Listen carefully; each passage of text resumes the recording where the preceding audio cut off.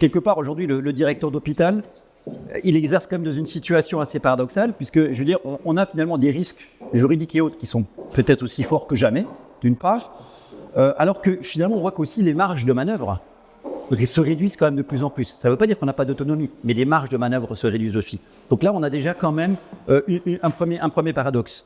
Le directeur, il est sommé de décider, d'assumer, d'expliquer, de réparer, mais tout ça dans un cadre qu'il ne maîtrise pas forcément. Ça aussi, c'est une autre difficulté et c'est quelque chose qu'il faut vraiment prendre en compte.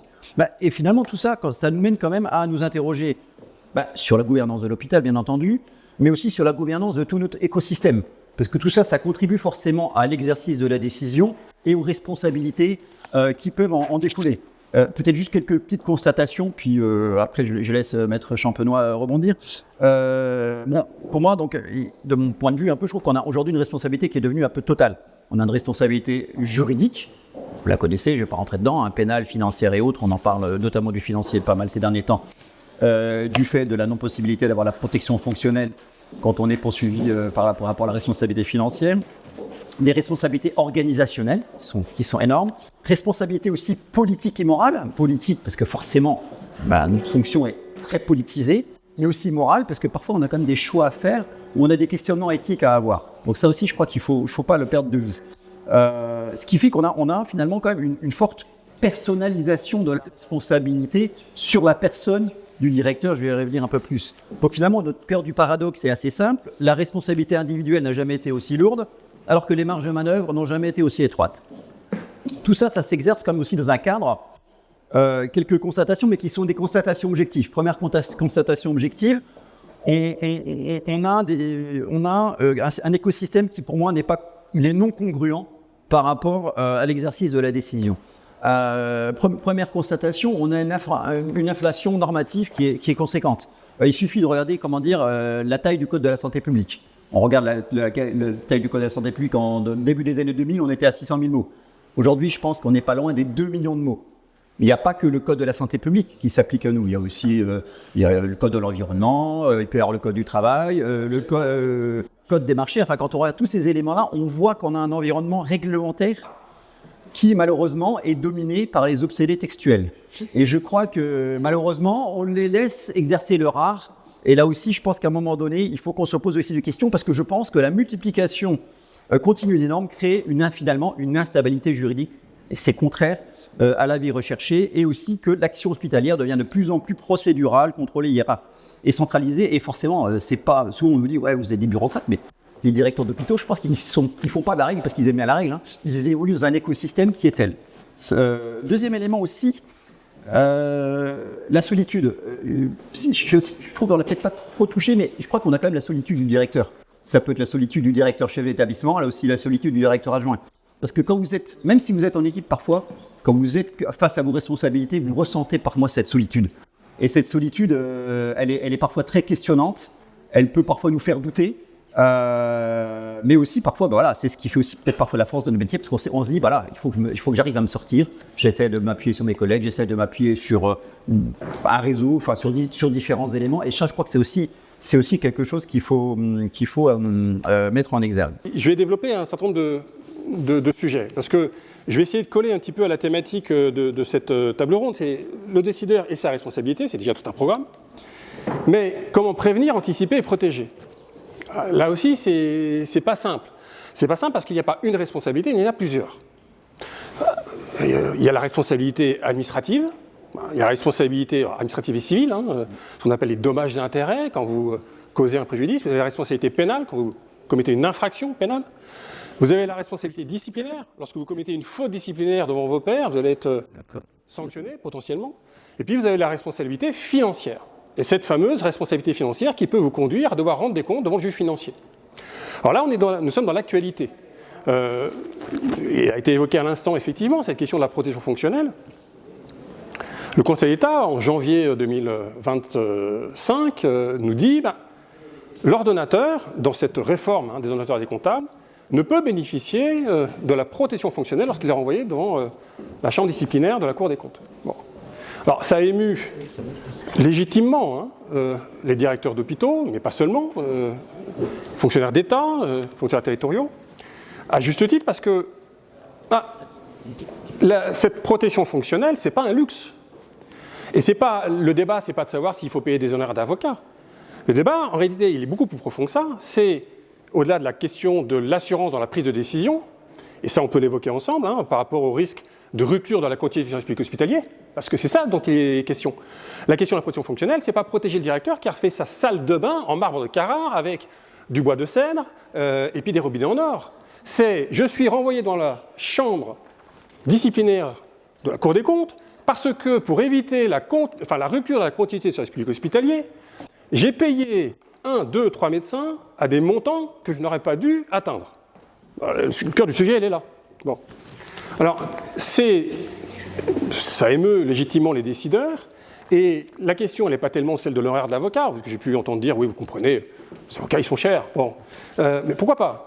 Mais ce n'est pas ça le sujet. Le sujet, c'est l'égalité des armes. Parce que, quand vous êtes directeur et que vous êtes face à quoi un vrai rouleau compresseur, une vraie machine judiciaire, que ce soit le ministère public sur des infractions non financières, que ce soit le procureur général à la Cour des comptes, au-delà du fait que ce soit intimidant, vous avez en face de vous des gens extrêmement compétents, avec une puissance, d'investigation, de contrôle, face à un pauvre directeur ou une pauvre directrice qui est totalement démunie, et quelle que soit sa fonction, qu'elle soit directrice d'EHPAD ou DGTU. Bon. Et la difficulté, c'est que vous êtes dans un secteur, et ce n'est pas le seul, où on vous demande d'assurer la continuité du service public hospitalier avec moins d'argent, moins de médecins, et des injonctions d'une tutelle qui vous dit « c'est comme ça, c'est pas autrement ». Et bien entendu, qui vous l'écrira jamais. Bon. Alors, est-ce que, pour autant, on doit en avoir peur, on doit être en crainte de cette responsabilité financière? Non. À plusieurs égards. D'abord parce que la réforme qui a été mise en place, même si elle crée quelques infractions, qu'elle conforte d'autres, bon, il y a quand même un certain nombre de filtres, cette notion de faute grave encore à déterminer, etc. Mais on a quand même une jurisprudence de la CDBF, la Cour de discipline budgétaire, qui peu ou prou va être a priori reprise par la Cour des comptes. Bon, est-ce qu'on doit être en crainte? On peut, mais ça ne doit pas, à mon sens, être votre priorité sur le questionnement de la responsabilité. Pour des raisons toutes bêtes, des raisons de statistiques. Au sein de cette Assemblée aujourd'hui, et on pourrait être beaucoup plus nombreux, je poserai ainsi la question, qui parmi vous a été mis en cause ou va être mis en cause dans les quelques semaines? Alors il y a le secret professionnel, il y a la pudeur, bon, mais va être mis en cause sur le plan financier. A priori, je ne devrais pas avoir beaucoup de mains qui se lèvent. Si je vous dis, mais parmi vous, en tant que DG, DRH, directeur adjoint, avez-vous été confronté avec une imputation de harcèlement moral? Je vais avoir 5, 6, 7, 8, 9, 10, boum, allez, on est 30, il y aura 27 personnes qui vont lever la main. Statistiquement, l'imputation de harcèlement moral est le premier risque pour la responsabilité du directeur. Pénal, administratif, disciplinaire. Alors, ce d'autant plus que, comme je disais tout à l'heure, il y a plusieurs responsabilités. Il y a la responsabilité individuelle, personne physique, moi, vous tous, pris individuellement. Et puis il y a la responsabilité de la personne morale. Et là, c'est une autre actualité qui arrive et qui n'a pas fait grand bruit dans le secteur public, en tout cas dans les hôpitaux un petit peu, en territorial moins, et à l'État pas du tout. C'est cette notion de harcèlement institutionnel. Qu'est-ce que c'est qu'ESACO? Alors d'abord, avant d'aller sur le harcèlement institutionnel, je voudrais vous parler un petit peu de cette notion de harcèlement moral, qui est une notion de pur droit qui a été intégrée dans le droit français en 2002 et qui est une transposition d'une directive européenne. C'est une définition qui pose un certain nombre de problèmes et lesquels le problème sont liés en fait à la rédaction même retenue par le législateur par rapport effectivement à ce qu'on appelle l'élément légal. L'élément légal, vous savez, dans une infraction pénale, on a 3 éléments. On a l'élément légal, c'est la définition de l'infraction. On a l'élément matériel, c'est le fait de commettre l'infraction. Et puis on a l'élément moral, l'élément intentionnel. Je suis condamné pénalement parce que j'ai eu l'intention de commettre cette infraction. Bon. Je vois un magnifique iPhone ici, j'y vais, je le prends, c'est la soustraction frauduleuse de la chose d'autrui, j'ai l'intention de m'approprier la chose d'autrui, j'ai un élément intentionnel, je commets une infraction. La spécificité, vous faites bien de le ranger, la spécificité du harcèlement moral, c'est qu'il n'y a aucun élément intentionnel. Aucun. Et ça commence à être maîtrisé par les équipes, les DRH, les directeurs, effectivement, il n'y a pas d'élément intentionnel. Il y a un élément qui n'est encore pas acquis et qui n'est pas encore maîtrisé par toutes et tous ici présents. C'est que le fait c'est la question de la conséquence du harcèlement moral. Pour comprendre, je ne vais pas lire grand-chose, mais je vais juste lire ça. La définition du harcèlement moral, vous le savez, hein, vous l'avez dans le Code général de la fonction publique, vous l'avez dans le Code du travail, et vous l'avez dans le Code pénal. Alors dans le Code pénal, ça s'écrit comme ceci. Ça se lit aussi, pour le coup. Le fait de harceler autrui par des propos ou comportements répétés ayant pour objet ou pour effet une dégradation des conditions de travail, susceptible de porter atteinte à ses droits et à sa dignité, d'altérer sa santé physique ou mentale, de compromettre son avenir, est puni de 2 ans d'emprisonnement et de 30 000 € d'amende. Alors, je reprends pour bien comprendre la difficulté et pour pouvoir vous parler après de prévention, de gestion et comment vous pouvez vous prémunir, et notamment former vos équipes sur ce sujet-là. Parce que ça reste, statistiquement, le premier engagement de responsabilité. Le fait de harceler autrui par des propos ou comportements répétés. Alors, propos ou comportements, le comportement, ça peut être tout et n'importe quoi. Ça peut être un fait d'action comme un fait d'omission. Les exemples que je vous donne, c'est des dossiers. Hein. Je ne convie pas mon assistante à la galette des rois. Ce fait isolé ne pose pas de problème. S'il s'ajoute à d'autres problématiques tracées de propos un peu vifs, parce que j'en ai ras-le-bol de reprendre 15 fois le projet de courrier ou le courrier de courrier que je dois signer, moi, chef d'établissement ou directeur, et que j'ai dit à ma secrétaire ou mon assistante, achetez-vous un Becherel parce que je commence à en avoir marre. Ouh là là, achetez-vous un Becherel, je ne suis pas invité à la galette des rois, vous voyez? Et petit à petit se crante dans le temps quoi? Dans la temporalité, justement des faits comme ça répétés dans le temps qui vont dégrader mes conditions de travail. Alors, ce que je disais à l'instant qui n'était pas assimilé par toutes et tous ici, vous avez tous compris, et parce que c'est un sujet auquel vous êtes confrontés régulièrement, hein, c'est qu'il n'y a pas d'élément intentionnel. Je peux être harcelant alors même que je n'ai jamais voulu le faire. Bon. Mais il y a un point sur le volet pénal qui est assez méconnu. C'est que quand on lit le texte, on a l'impression que pour pouvoir être condamné pénalement, encore faut-il qu'il y ait eu des dégradations des conditions de travail. C'est logique, hein? Et bien le juge pénal vous dit non. Tel que c'est écrit, la simple potentialité de la dégradation des conditions de travail suffit à consommer le délit. Suffit à vous condamner. Ça veut dire quoi concrètement? Ça veut dire que si vous mettez en place les conditions d'une dégradation des conditions de travail, vous êtes dans l'emprise du chef de prévention de harcèlement moral et vous pouvez être condamné. Et c'est la première prise de conscience, elle est là. C'est-à-dire que le juge administratif que vous connaissez bien, il a mis des garde-fous.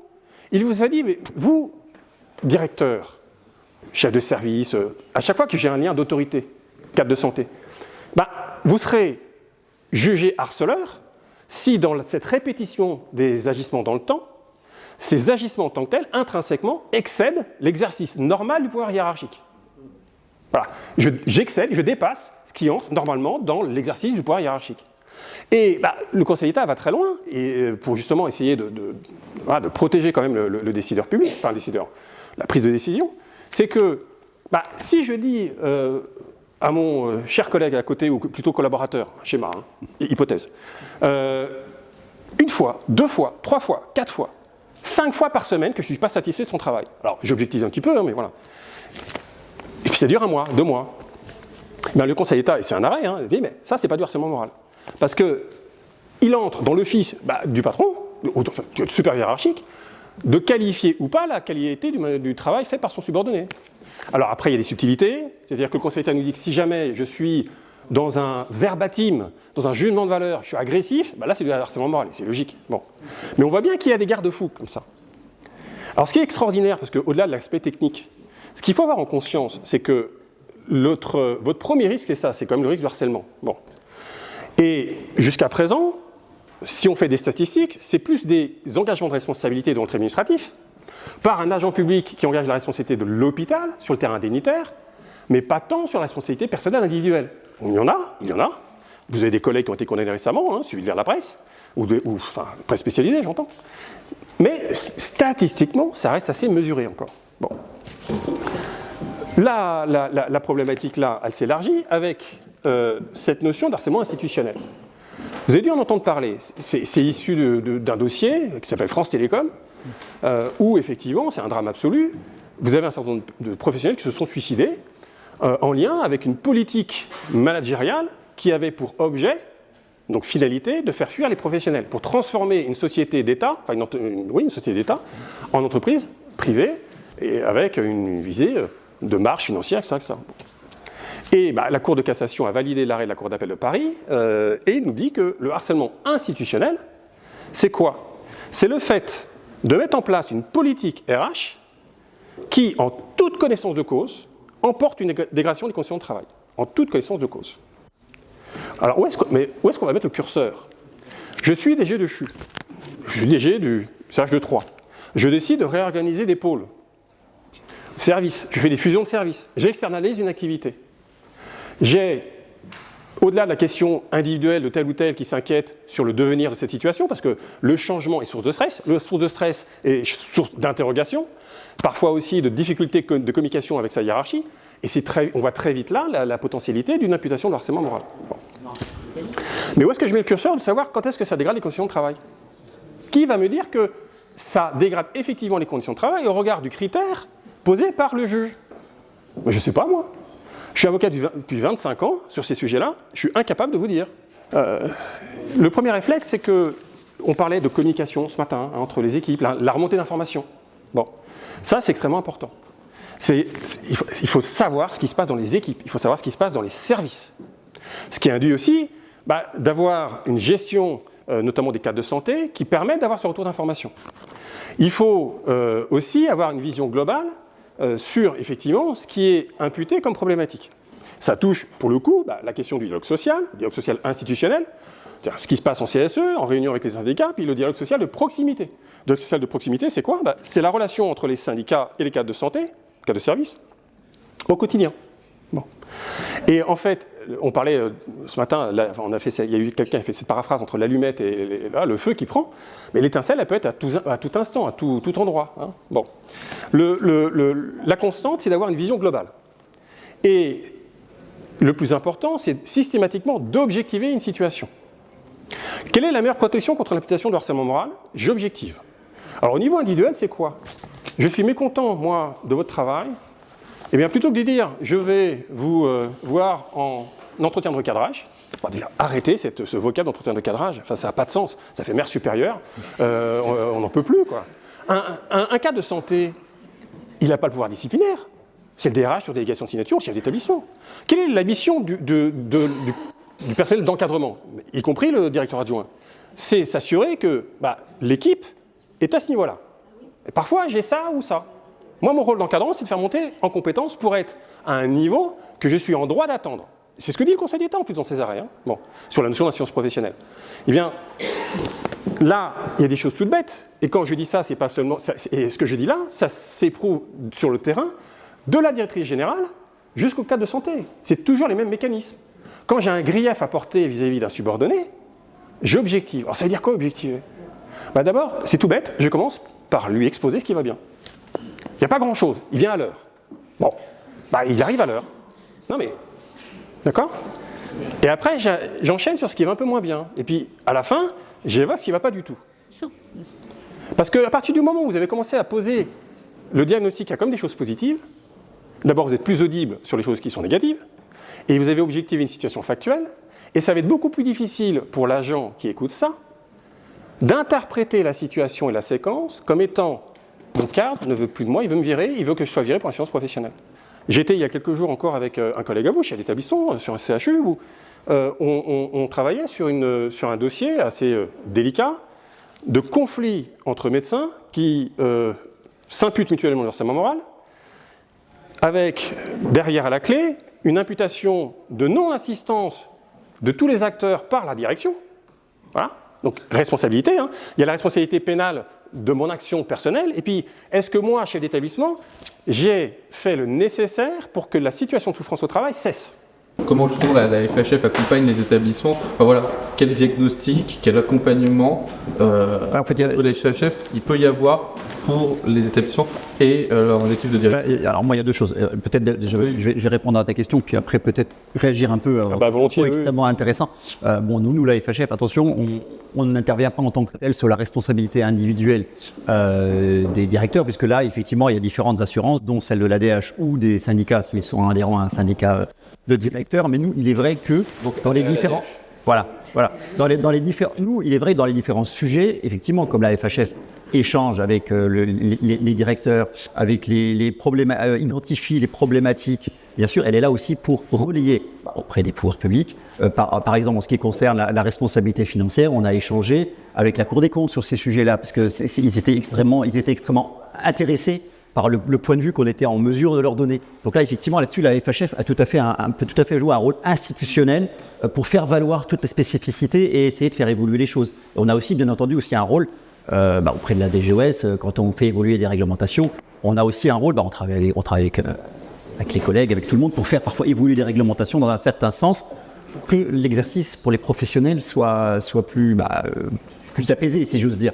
Mais c'est vrai que, quelque part, tout cet écosystème auquel on arrive, du fait des complications que j'expliquais avec l'écosystème qui n'est pas forcément très favorable, le directeur, il est quand même confronté à des injonctions paradoxales au quotidien. Hein. Enfin, je veux dire, c'est clair. Je veux dire, on nous demande de ne pas fermer des maternités, de respecter les normes, de faire des plans de retour à l'équilibre sans problématique de conflit social, sans pour autant... Voilà, on a vu que c'était très sensible. Et en même temps, je veux dire, aujourd'hui, on a comme une société hyper connectée, les gens, ils veulent focaliser leur responsabilité sur une personne.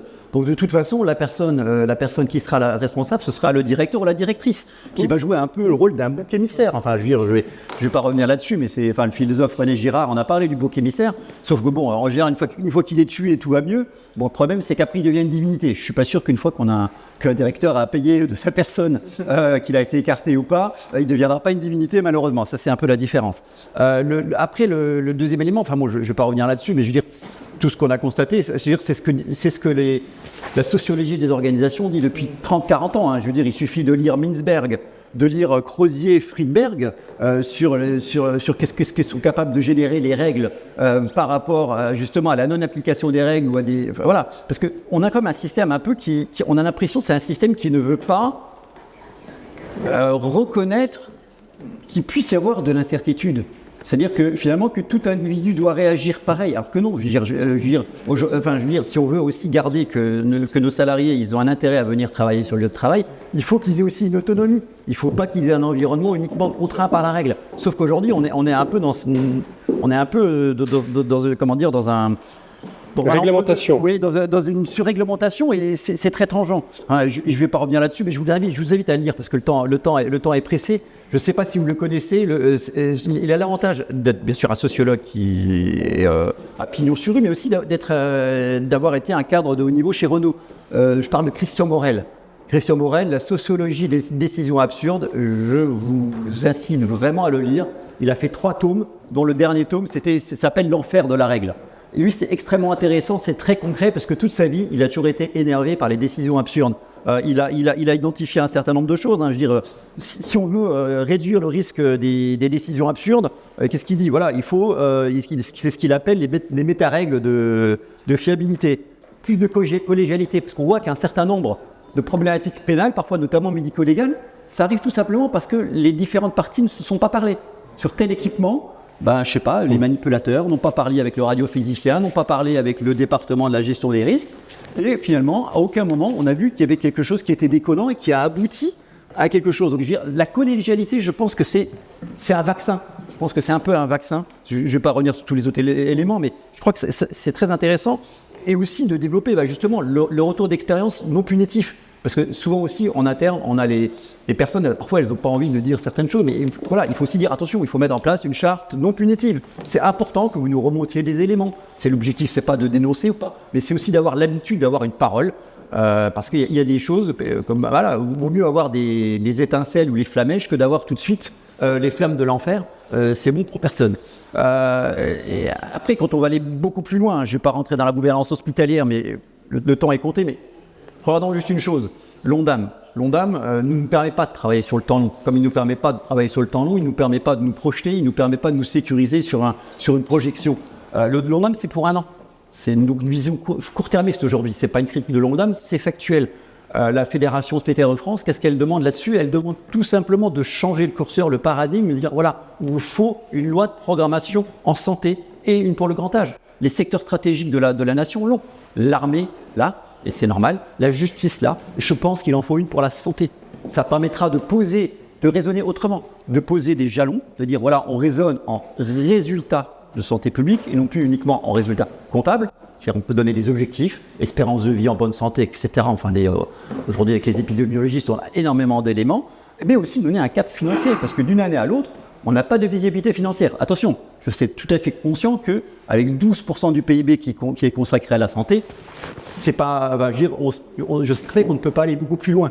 Mais il faut juste maintenant réfléchir aussi comment est-ce que le système peut un peu faire un pas de côté, faire le virage du curatif vers le préventif pour garder sa soutenabilité. Parce que ça aussi, si on ne prend pas ce passage-là, on va être toujours dans des plans d'économie, il n'y a pas de finalité et on va perdre le sens du système et tout le monde a besoin de faire sens parce que, je veux dire, l'être humain, ça reste quelqu'un qui a besoin d'imagination, qui a besoin de voir les choses, qui a besoin de se projeter. Et si on casse cette dynamique-là, on casse finalement toute la chaîne et on génère aussi des conditions qui ne sont pas propices à la décision et à la responsabilité.